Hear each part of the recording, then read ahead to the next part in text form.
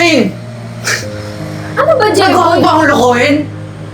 Ginagawa ko naman lahat ah! Ginagawa mo? Hindi ka nga nakakatulong sa bahay? Hindi ako nakakatulong? Eh halos ako na nga lahat gumawa ng gawain dito eh! Tapos sasabihin mo, di ba ako nakakatulong dito? Bakit? Sa tingin mo ba yung kinikita mo sapat para sa atin? Oo, Shane. Alam ko, di sapat yun. Ano ba naman yan, Shane? Yung asawa mo?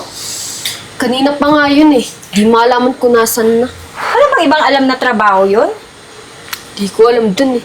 Yun lang siguro yung kaya niya. Alam mo, dapat ginagawa mo sa asawa mo. Sabihin mo mag-apply siya. Yung tipo na, magandang trabaho naman. Hindi yung kung ano-ano lang. Lagi na lang dito rin nakatambay sa bahay eh. Paano kasi walang tatanggap sa kanya? Ano ng itsura? Ay, no. Ano ba naman yan, Shane? Yung asawa mo na yan? Ewan ko ba dun? Nakakainis na yan, ha? Oh. Hi, babe. May, paano po? Oh, ano? Nasaan na yung kinita mo? Eto. Pasensya na, medyo matumal kasi maulan eh. Ano ba naman yan lang? Ang tagal-tagal mo ang tagal-tagal mo naglalako. Ito lang yung kinita mo.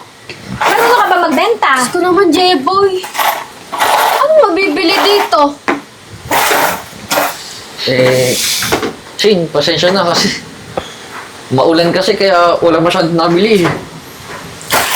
Ano na yan? Walang mabibili dyan. Alam mo, pag hindi umayos yung buhay natin, makikipaghiwalay talaga ako sa'yo.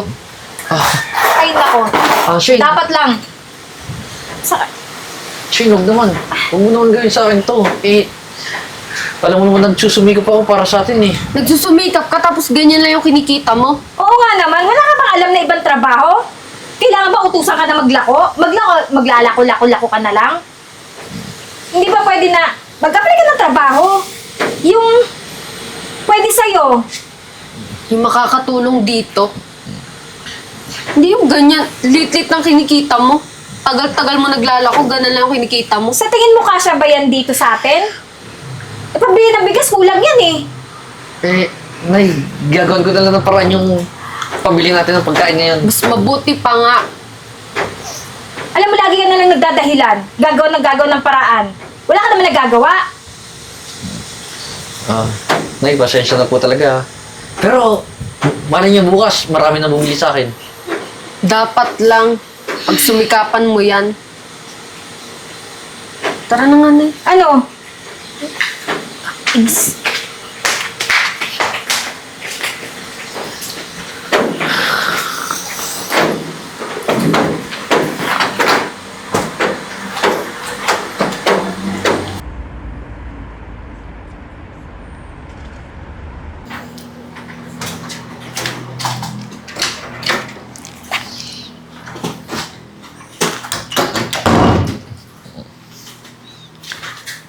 Sir, good morning po. Oh. Nagawa mo rito. Sir, magbabaka sakali lang po. Mag-a-apply po sana ako ng work. Walang hiring dito. Tsaka, ga-apply ka rito? Oo po sana, sir. Opisina yung trabaho dito eh. Ano alam mo sa mga email at saka sa computer? Mukhang di ka nga nakapag-aaral dyan eh. Sir, opo, wala pong alam may kaso. Pero, sir, natututunan naman po yan, di ba? Natututunan. Sa itsura mong yan, hindi ka matututo eh. Alam mo, huwag ka na magbaka sakali dito. Walang lugar para sa mga katulad mo sa opisina. Doon sa construction, baka sakali matanggap ka pa ron. Sir, grabe ka naman po. Nagbabaka sakali lang naman po eh. Pero kung hindi po talaga ako matatanggap, sige po, alis na lang po ako. Wala akong dramahan, kahit anong sabihin mo, hindi ka matatanggap dito, tsaka malis ka na, ka-istorbo ka lang oh. Dami kong ginagawa eh. Alis na! Sir, wala na po palang pag-asa. Walang pag-asa, huwag ka lang umasa, masasaktan ka lang. Sige po, sir. Salamat po. Kanina ka pa nagpapaalam ah. Nabuisit ko na to.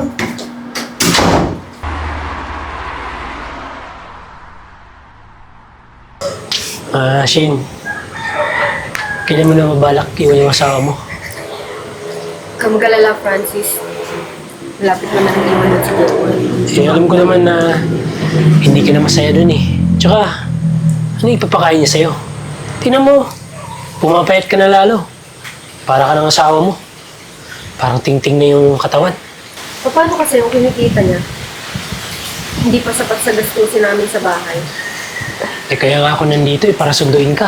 Tsaka, alam mo, kasalanan mo rin eh. Pumatol ka sa mahirap. Nakita mo naman ako, mayaman. Lahat ng gusto mo, na ibibigay ko. Ano pa naman yan, Francis?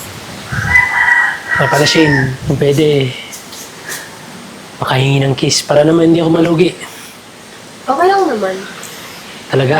Oo. Kapal na mukha mo! Ano to, Shane? Ano ba, Nagawa Jeboy? ko ba akong lokohin? Ginagawa ko naman lahat ah! Ginagawa mo? Hindi ka nga nakakatulong sa bahay? Di ako nakakatulong? Halos ako na nga lahat gumawa ng gawain dito eh! Tapos sasabihin mo, di ba ako nakakatulong dito? Bakit? Sa tingin mo ba yung kinikita mo sapat para sa atin? Oo, Shane, alam ko hindi sapat yun. Pero ginagawa ko naman lahat, di ba? Para mabuhay tayo, para makakain tayo sa araw-araw. Oy, di ba manahimik ka na? Ano ba to? Salamat ka nga, pinatulad ka pa ng asawa mo. Alam mo, kung ako sa'yo, kung hindi mo rin kaya yung buhayin yung asawa mo, pwede ba iwan mo na lang? Kapal din ang mukha mo, no? Alam mo may asawa yung tao, inaakit-akit mo pa? Eh ano naman? Eh syempre, gusto ako ng asawa mo kasi may pera ako. Ano kaguluhan yan? Eh, babaero ka pala talaga eh. Hoy, Jeboy, tumigil ka na! Alam mo, sumusobra ka na, ha? At saka totoo naman yung sinasabi nito eh. Alam mo, sa totoo dito sa bahay, wala kang ambag. Ano, yung paglalako mo? At saka isa pa, buti pa si Francis, oh. May bibigay niya lahat ng pangangailangan ni Shane. Ikaw, ano? Ano may bibigay mo? Wala, di ba? Nay, pinagkukumpara mo ko sa kanya? Bakit? Hindi mo ba naiisip lahat ng pinagpapaguran doon? Lahat ng ginagawa ko para sa atin? Ano ba ginawa mo dito sa bahay? Yung paglalako mo? Kulang pa yun, Jeboy. Hindi mabubuhay doon yung anak ko. Ngayon naman, nagsusumikap naman ako eh. Hanggang ngayon ba naman ay pa rin iniisip mo? Nagsusumikap ka? Eh, hanggang ngayon wala ka pang trabaho eh. Eh kaya nga naghahanap ako, nagsusumikap ako. Lahat ng ina-applyan mo, di ba hindi ka tinatanggap? Tingnan mo, hanggang ngayon nag-a-apply ka. So, natatanggap ka ba? Di ba hindi? So, anong problema? Bakit hindi ka natatanggap? Paano tatanggapin yan? Hindi naman itsura ko. Mukhang may sakit.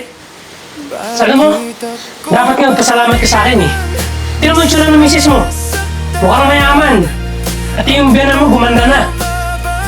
Alam mo, huwag mo na kaming idaan sa drama mo. Nalalaman kang paiyak-iyak. Tsaka huwag kang magtataka kung bakit si Francis yung pinili ko kaysa sa'yo. Totoo. So ano? Ganito mo na lang kadali bibitawan yung relasyon natin? Dahil dyan sa lalaki niya, Shane? Mag-isip ka naman, Shane! Alam mo, Jeboy, mas mabuti pa, umalis ka na lang sa harapan namin. Tama yan. Alis na! Narinig mo naman sinabi ng anak ko, di ba? Lumayas ka na! Ano?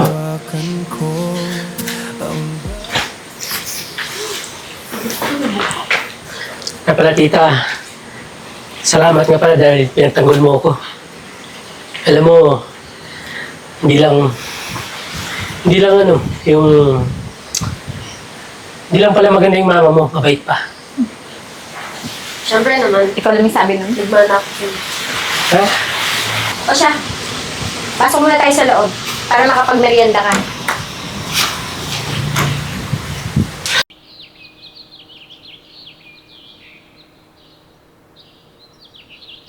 Sige. Papasok na ako sa opisina ha. Antayin niyo ako dyan. Okay, bye-bye.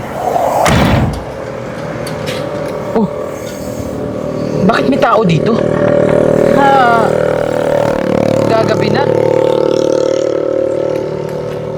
Kuya? Kuya? Kuya, gumising ka. Ayos ka lang ba, ha? Kuya, magagabi na, tsaka umaambon. Baka mamaya mabasa ka dito. Sir. Anong nangyari sa'yo? Sir, pasensya na po. Nakatulog na pala ako. Sobrang pagod po kasi tsaka gutom eh. Sir, sa totoo lang po kasi, iniwan na po ako ng asawa ko at pinalayas po ako sa sarili kong bahay. Ngayon, wala na po akong matitiran. Kaya po, ito, kung saan na lang po abutin ng antok at gutom, doon na lang po napapapwesto. Ako, napakadelikado pa naman ang lagay ng panahon ngayon kasi may bagyo sa bansa natin tapos palaboy-laboy ka dito sa kalsada. Sir, wala naman po akong magagawa eh. Okay lang po ako, sir. Huwag mo po akong intindihin. Lamig. Alam mo, naawa ako sa'yo kasi naranasan ko din yan dati. Pinalayas din ako sa bahay. Pero nabago yung buhay ko simula nung may taong tumulong sa akin. Siguro, kaya tayo pinagtagpo kasi nakatadhana na ako yung tutulong sa'yo. Sir, Gusto mo ba bibigyan kita ng trabaho? sir, nakakayaman po pero Ano ka ba? Ayos lang yun. Tsaka, kusang loob ko naman to ibibigay sa'yo eh. Huwag ka mag-alala. Mabuting tao ako. At hindi lang naman ikaw yung natutulungan ko eh. Pero- Kasi kahit yung ibang tao na hindi ko kilala, tinutulungan ko rin. pero sir, wala pa po kasi akong experience sa kahit anong trabaho eh. Bibigyan kita ng pagkakataon. Tutulungan kita. Lalo na ngayon kasi meron akong bagong open na branch ng restaurant. Kailangan ko ng empleyado. Actually, yung mga kinukuha ko doon, yung mga mahirap, yung mga walang trabaho. Kaya ipapasok kita. Pero ipangako mo sa akin na gagawin mo lahat. Opo naman sir, tsaka madali naman po ako matuto, tsaka po hindi ko po kayo ipapaya sa sarili yung restaurant sir. Sige na. Medyo umaambon na eh. Pumasok ka muna sa bahay ha. Halika, pumasok ka muna sa loob. Sir, wait lang po, yung karton ko po. Okay, halika. Pumasok ka dito. Sir, salamat po Wala naman yun. Tsaka huwag ka mag-alala kasi meron kaming guest room dyan sa loob. Pwede ka doon. Halika na. Sige po sir.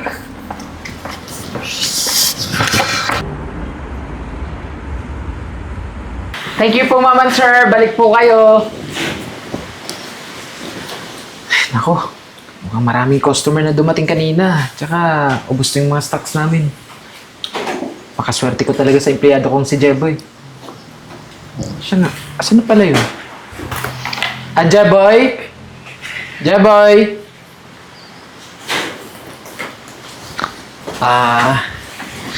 Yes po sir. Jeboy, di ba wala ng customer kasi magsasarado na tayo? Opo sir. Bago ang lahat, gusto ko lang sana nasabihin sa'yo na promoted ka na bilang manager dito sa restaurant. Talaga po ba sir? Sir. Parang napakabilis naman po. Ano ka ba? Deserve mo yun. Kaya tanggapin mo na yung posisyon na i-offer ko sa'yo kasi magpipitong buwan ka na dito, di ba? At nakitaan kita ng potensyal. Simula nung dumating ka dito, marami na tayong mga customer. Tsaka, at lahat naman nire-reklamo nila sa'yo, mga good comment. Sir. Lahat kasi nang pumapasok na customer dito, grabe ko i-entertain eh. Kaya siguro natutuwa sila sa akin. Kaya bumabalik-balik sila dito. Tama yan, Jaboy. At ipagpatuloy mo yan. So paano? Congratulations. Sir, salamat po Mas lalo ko pa pong pagbubutihin tong trabaho ko. Mabuti yan. Tsaka, proud ako sa'yo kasi naging masipag ka at tapat sa trabaho mo dito. Sige na, magligpit ka na. Tsaka, pakisabi na rin sa ibang empleyado natin na mauwi na sila. Sige po, sir. Ako na bumala dito, sir. Take out nyo na lahat ng mga natira nating ano doon. Kasi sobra pala yung mga niluto natin kanina. Si sir talaga, nagsasalita pa. Paalis na sa frame.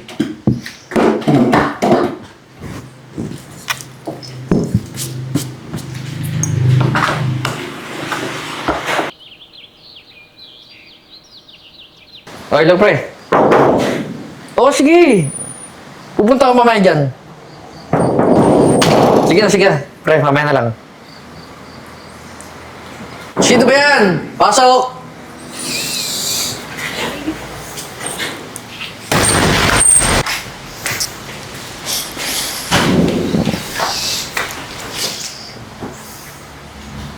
Jeboy. Oh. Anong ginagawa niyo dito? Jeboy, kamusta ka na? Balita namin, umangat ka na sa buhay, ah. Oo nga, Jeboy. Patawarin mo kami, Alam mo, Jeboy, gusto ko sanang makipagbalikan sa'yo. Di ba may pinagsamahan din naman tayo? Kasi ayoko na kay Francis na minamaltrato niya kasi ako. Shin, sana noon pa man, naisip mo na yan. Hindi yung kung kailan umangat lang ako sa buhay, tsaka ka makipagbalikan. Dahil ano? Dahil may pera na ako? Tsaka huwag kang maglala. Bago ko pa humingi ng tawad, napatawad na kita. Talaga ba, Jeboy? Tsaka, ikaw lang naman yung ginawa kong inspirasyon para marating kung nasan ako ngayon. Kung ano meron ako ngayon. Pero hindi ibig sabihin nun, makipagbalikan ako sa'yo. Jeboy, patawarin mo na kami. Baka naman pwedeng balikan mo na yung anak ko. Sana mapatawad mo kami, Jeboy, sa nangyari dati. Sa totoo lang, hindi naman talaga nagtanim ng sama ng loob sa inyo eh. At di ba kakasabi ko lang, napatawad ko na kayo. Pero hindi ako makipagbalikan sa'yo. Dahil alam ko naman ugali mo eh. Tsaka nung panahon na kailangan kita, nasan ka? Di ba sumama ka sa ibang lalaki? Fresh ngayon, hindi na ako makipagbalikan. Pwede ba? Umalis na kayo. Jeboy, baka naman may chance pa. Makikiusap kami sa'yo, Jeboy. Makaawa kami kasi talagang hindi na namin alam kung saan kami pupunta eh. Sana naisip nyo rin yan nung panahon na pinalayas nyo ako. Hindi nyo alam yung hirap na dinaanan ko eh. Kaya nga nandito kami, humingi kami ng tawad. Alam ko malaking nagawa kong kasalanan din sa'yo. Patawarin mo na kami. Tigilan na natin itong dramang to. Umalis na kayo. At walang balikan na magaganap.